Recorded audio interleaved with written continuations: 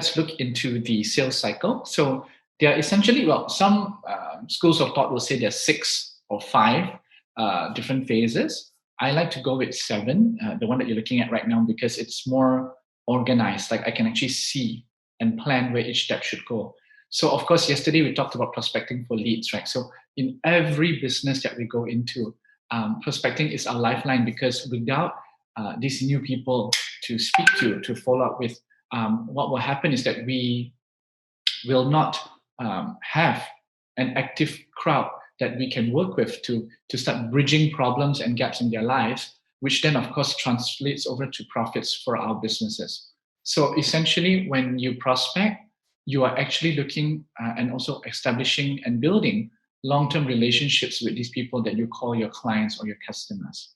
And then of course, stage 2 would be initiating that contact. So after we've following through yesterday, after we've already gathered the data, after we've already identified whether this prospect is, there are 5 different categories, if you recall. And then you have the big talkers, the sweet talkers, you have the ready buyers, you have the slow burners, and of course you have the open-minded. They're keen to explore, but you have to make sure that you can pick up their pain points very quickly, and you can provide a very viable solution to their challenges, right? And then they become fans for life.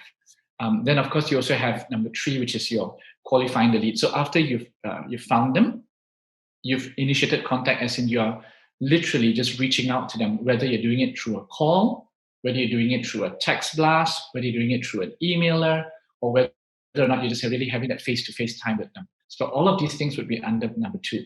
Number 3 is after you've had this face time with them and you have a better idea of where they stand, what their pain points are, you have a better idea of what are the challenges that they're facing in terms of their wellness or in terms of their aesthetic needs.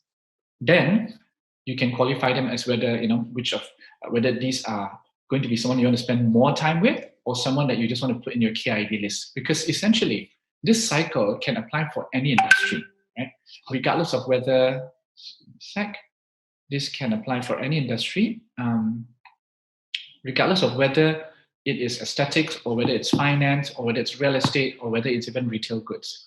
So the key message here is, once you understand the flow of it, again, this is pretty much an entrepreneurial model. This can fit into virtually almost any business on the planet. So once you've sort of qualified them after you had that face time and you understand what they expect out of their engagement with you, whether it's purchasing a product or whether or not it's buying a service from you, then you can sort of make an offer. That's number 4, right? You present your offer to them, which is, Maggie, have a solution for you. Okay. What I'm looking at is right now, after we've done a skin analysis, we understand what the challenges are. I've put together some packages, with some products thrown in that you can sort of explore and see if this works for you. It is my goal to work with you, Maggie, through this process until your skin is fully optimized, till it's moved into the condition that you are satisfied with. And then we can look towards maintenance of that. I'm just using skin as an example. It could also be weight loss or even hair loss for that matter. Then number 5 would be about overcoming objections. So the whole goal in number 5 is you should expect objections to come. You should expect people to say, I have questions. I'm not sure about this. Can you clarify that? Are there other options for me?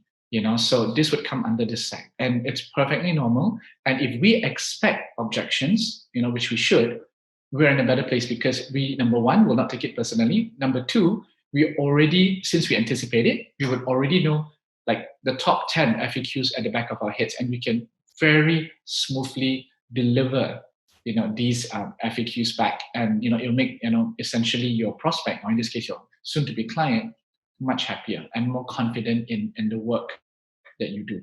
Number 6 is about closing the sale.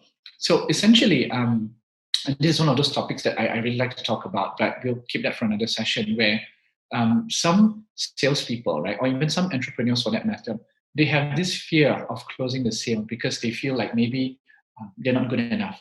Maybe they feel that their knowledge is not in depth enough, perhaps. And this happens at very subconscious levels. So what will happen is that this translates out into their body language, which is what we discussed yesterday. Where you are shifting around, you're uneasy, you can't really look your clients in the eye. You swallow a lot. your saliva, and there's a bit of signs of nervousness or discomfort. So all of these small little things, as much as we can pick it up, from another person when we're looking at them, on a converse level, they are also looking at us as well, and they are also picking up our body language, and they are also forming their judgments on whether or not they want to work with us based on how we behave and how we react. Right? And last but not least would be number 7, where once you close the sale, they become a client. What naturally we should do is to say, hey, Mr. Client, now that you've bought into our service, you're comfortable with our product, do you have any other friends that you feel would benefit a lot from this product or from this service? Would you? If you do, please share them with me. I will service them. I will commit to servicing them the same way that I have serviced you. So if you're happy with my service, you're happy with the products, you feel like your needs are being met, and you have a solution to your challenges, please share this as well, because there are a lot more other people, I'm sure, in your database who can also benefit from what I have to offer. But you can only say this if you truly believe in what you do, right? And you can truly say this if you're really giving them that kind of quality service or product that you say you do. Because in reality, sometimes a lot of business people, and I'm not talking about those in this workshop, I'm talking about in general, yeah? There are a lot of them who just go into it purely for the money. So they would promise many, many things, right? They promise you the stars, the sun, the moon, and nothing really gets developed or delivered in that sense. And so what will happen is that you have a lot of clients with a very bitter aftertaste in their mouth, because they were promised many things and probably only 10% was fulfilled. Needless to say, these people will not be giving you much referrals to begin with. So ultimately, the goal here is, first, you have to really internalize the value proposition that you're offering them. You have to know that you're delivering a professional service to them, which is, they have a problem, you're fixing it. It's a very consultative service. You're tailor-making your solutions for them. They need to feel like you're going that extra mile to help them solve their issues and their challenges. Once you have done that, the rapport, right, which is what we discussed yesterday, the rapport that you have built with them will strengthen, will increase, and it makes it easier for you then to bring your relationship to the next level. Okay, and all of these things we can also cover in future trainings. So we talk about, instant ways of building rapport. We have a whole day training on that as well. There are many activities and exercises that we can do. I think somewhere towards the, I would say, fourth quarter of this year, I'm also hoping to be able to even do hands-on workshops with some of you who may be, within the region.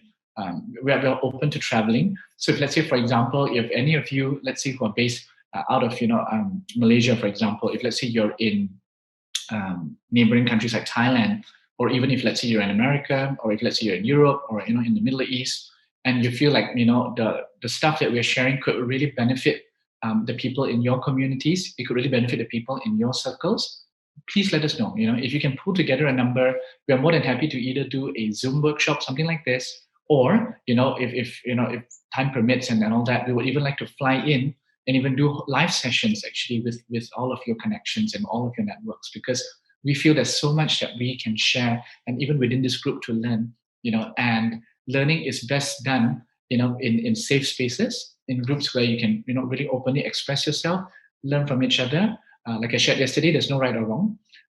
There's no one right answer to anything really. It's just more of us finding which is the best input and output channel for ourselves, and making the most out of the knowledge that we have and pooling our resources, right? And that's the ecosystem that the EWA is hoping to